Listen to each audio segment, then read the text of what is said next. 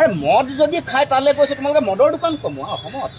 অসমৰ মুখ্যমন্ত্ৰীয়ে হাগ্ৰামা মহিলাৰী ডাঙৰীয়াৰ পৰা শিকিব লাগে, শিকাটো প্ৰয়োজন। টকাটোৰ লগত মুখ্যমন্ত্ৰীয়ে আচলতে আমি জানিব কৈছোঁ, তেওঁ যে কৈছিলে যে তেওঁ নৰ্থ ইষ্ট ফেষ্টিভেলৰ লগত কোনো দূৰ দূৰলৈকে সম্পৰ্ক নাই। এতিয়া সম্পৰ্ক আছে বুলি দুখন পত্ৰ ওলালে।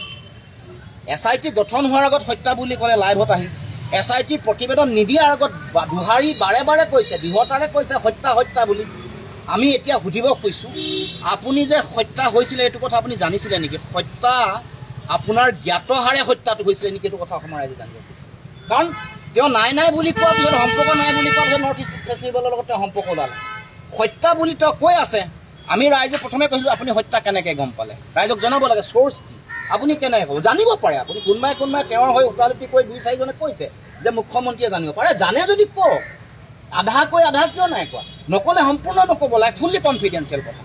গতিকে এই যে কথা বতৰাবোৰ কৈ থাকে, আৰু যোৱাকালি দেখিছোঁ তেওঁ এইবোৰ বিভিন্ন SOP আনিছে। আৰে মদ যদি খাই তালৈ গৈছে তোমালোকে মদৰ দোকান কমোৱা অসমত।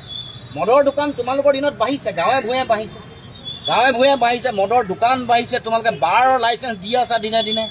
বিভিন্ন মানে গাঁৱে ভূঞে মদৰ চাৰিওফালে বেহা কৰিছে। এইটো বন্ধ কৰা, নিয়ন্ত্ৰণ কৰা। এই কামটো কৰিব নোৱাৰে, কিন্তু তেওঁলোকে SOP দি মানুহক তালৈ যোৱাটো বাধা দিব খুজিছে।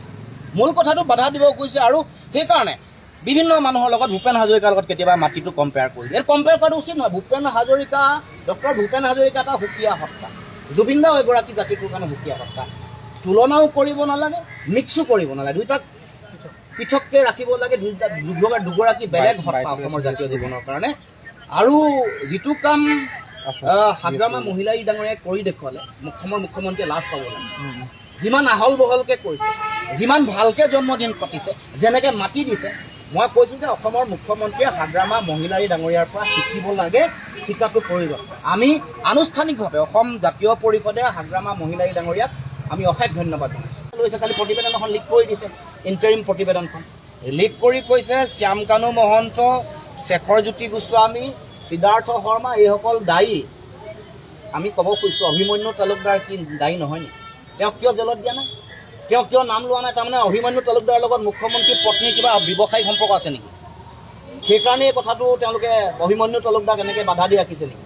এইটো জনাব লাগেতো ৰাইজক।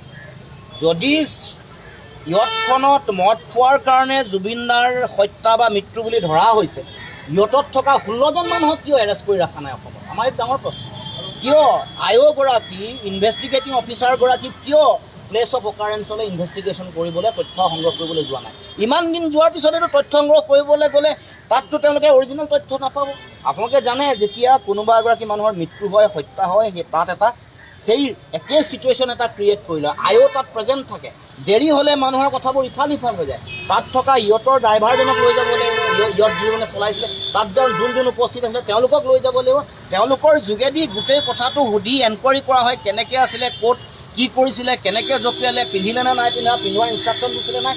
সেই চিটুৱেশ্যনটো আজি মানে 2 মাহ যেতিয়া সম্পূৰ্ণ হ'বলৈ গৈ আছে, এতিয়া এইটো দিনলৈকে মানুহবোৰৰ মনত নাথাকিব। মানে পূৰা মানে এইটো যে তেওঁলোকৰ